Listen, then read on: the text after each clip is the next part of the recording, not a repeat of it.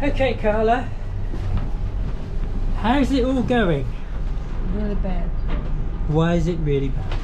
Because I threw up 7 times. Yes. And this was the worst journey ever. The worst ever? No. The second worst. Second worst. Okay. And selling the boat. I'm serious, you're not believing me. You're selling the boat.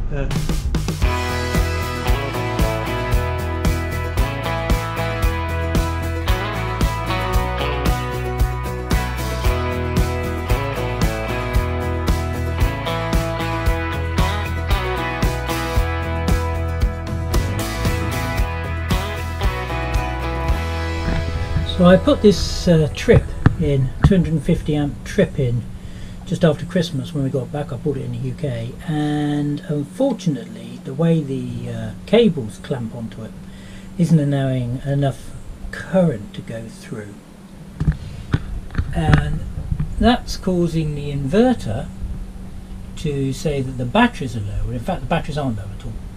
It's just the cable connections down there. They're just not sturdy enough for the job. So I'm going back to putting the fuse in and a new switch. Here's my new switch. It says on the packaging that it is it's 300 amp continuous, so hopefully that will be okay. And it does actually go up to 900 amp for starting. So hopefully this switch will work. The previous switch, which was fitted in Las Palmas, melted. So here we go. I'm going to mount this switch up here temporarily for today, and then I'm going to run it through and place it in the side of this compartment so that I can actually switch it on and off from outside.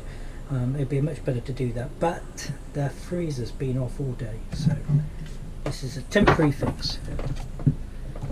Okay, so we're turned on and we're back up and running.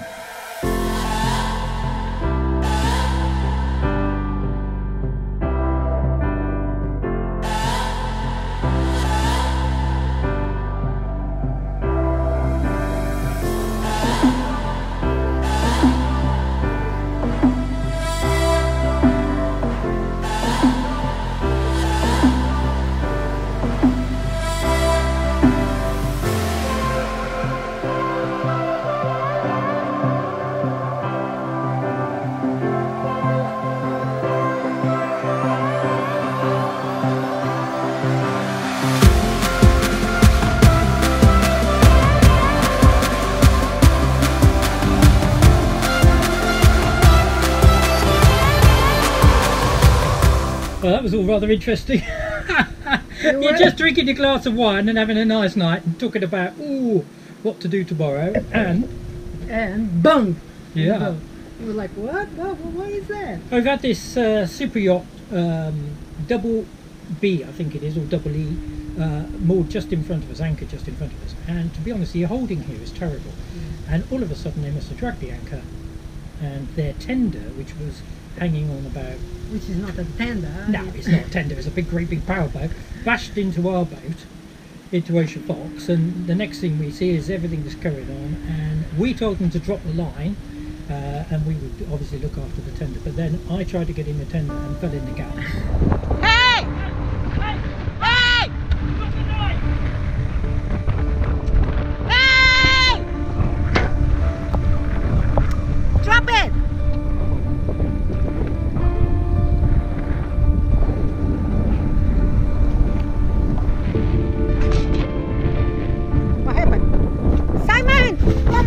Simon!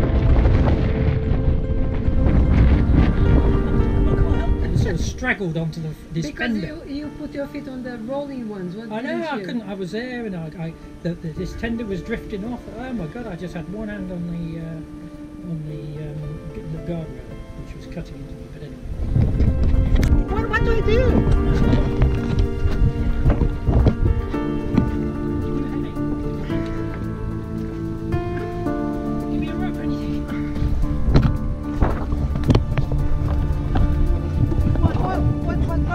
I don't have any ropes here. Oh.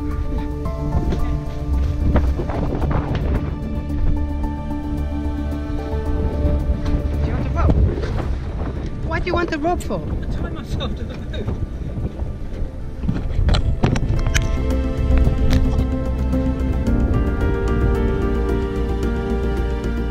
God, I thought, oh gosh, we have a hole in the boat now. Yeah, we haven't. We just got a little mark on the front, and they're going to come by tomorrow and polish it off for us. Which they were very nice about it. The guy had to swim over, didn't he? Yeah, he had to Swim. He yeah. said the water was ever so cold. Did he? Yeah, I don't think that before, but anyway. I said I hadn't been in since Cayman.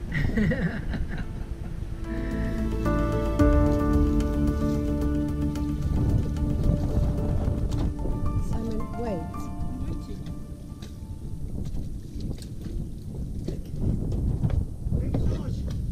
We'll be back. Okay, Okay, no problem. no problem. No problem. Back like a Rambo. No problem. No problem. Okay. It was time to depart Islas Mujeres and head east across the Yucatan Channel to the west point of Cuba, some 100 nautical miles. With a northerly blowing, we should have a fast ride. From there, we will head east to Hemingway Marina and Havana.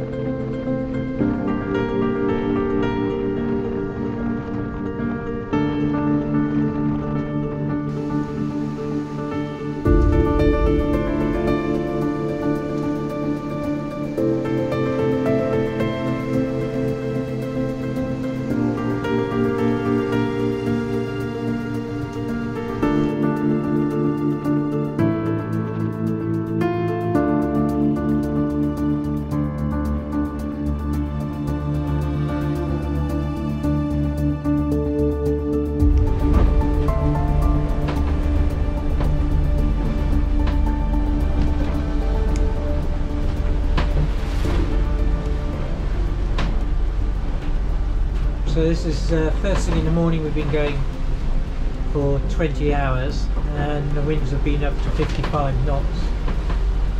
Daylight came just over an hour ago, and the waves are pretty big at times. Okay, Carla, how's it all going? Really bad. Why is it really bad? Because I threw up 7 times. Yes. And this was the worst journey ever. The worst ever. Yeah. The second worst. Second worst. Okay. And Selling the boat. I'm serious, you're not believing me. We are selling the boat. So, what else can you tell me? How big were the waves? Oh, they're the size of a house. It was better at night because you couldn't see them coming. Yeah.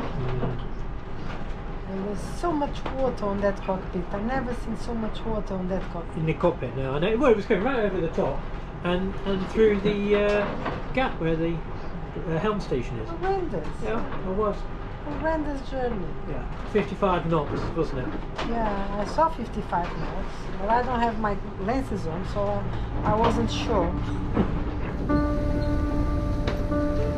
So after trying to get into the bay by the little jetty there, the auto helm couldn't cope and it kept spinning us around, and basically the auto helm just wasn't strong enough. In fact, I was trying to hand steer and I was struggling even using the engines to keep the boat to basically to head to wind. There's so much windage on the boat and it was blowing again 40 up to 50 knots. So after a little time discussion and planning, it looks like we're heading down to an island off Cuba, which is 100 miles away. We've got a little bit of jib out, we've got the engines just ticking over. I'll probably shut those down in a bit. We're doing 5.5 knots, so, and it's not too uncomfortable. It could get worse, of course, but it's not too uncomfortable. The wind's right on the beam, 90 degrees, and it's a bit of a help. So we're at another night at sea, unfortunately, and I don't think all three of us are very happy with the results.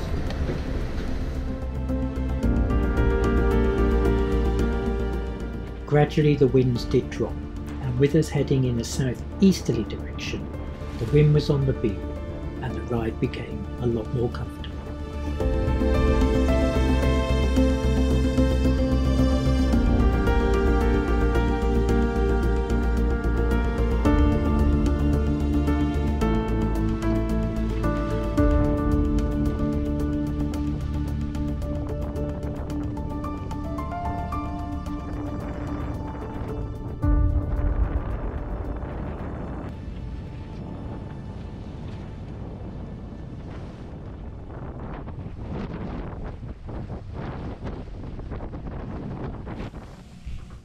We just arrived. 54-hour journey instead of 21 that we were expecting. Yeah, we thought it would be 21 hours to get there. To be fair, that wasn't the whole journey, was it? We've been further. We've done 250 miles. Yeah. Yeah, Yes. But the intentions was to stop yeah, at to go north for a start, yeah, and we came south. yeah. We're on the south coast. We were going around the north coast. Oh, we just couldn't get there. The wind was too strong, and we just couldn't make enough headway to windward. And instead of actually being a northerly, it turned into a bit more north and easterly. And then last night we tried to stay in a bay, and we couldn't even get into the bay. It was blowing 40 knots, 48 knots. Yeah. We topped out at 55 knots, and so the only thing we could do was go back to sea, really. And here we are. So we just turned the engines off. The waves were huge. The boat was just... I've never seen a boat with so much salt on it. It is absolutely thick with salt. And dead fish. I'm going to get those to give to Dobby. Yeah. We still got another 65 miles to do before we check in. Yeah. Which is more than daylight, which is a bit concerning. So that's what we're going to do tomorrow. Yep. Hello everyone, I hope you enjoyed this video where we try to fix an ongoing problem with electrics. Yeah, we had a bit of a go about this electrics. We had a new switch and the system put in Las Palmas, and the original switch melted, and I thought I could put this trip in, which would act as a switch and a fuse basically, but the connectors just weren't good enough, and the inverter was cutting out. So we're back to the fuse, which they're $50 a pop if they go, and we got a new fuse, but a new switch, but it's working well. It's working well, yeah, so far. no problems at all. Yeah. And then after that we had that rather exciting experience with Double B. Oh my gosh, we were just having dinner, just watching the sunset, and then a few glasses of wine. I'm afraid. Bang on the boat. I was like, "What's this?" Simon knew right away what was it. I knew exactly what it was, because earlier in the day I said to Carla they are going to drag, and they did drag, and the tender came round the starboard side and they went round the port side. So we had the rope wrapping pushing round, us. round the bow, and that's why I was so excited, shouting.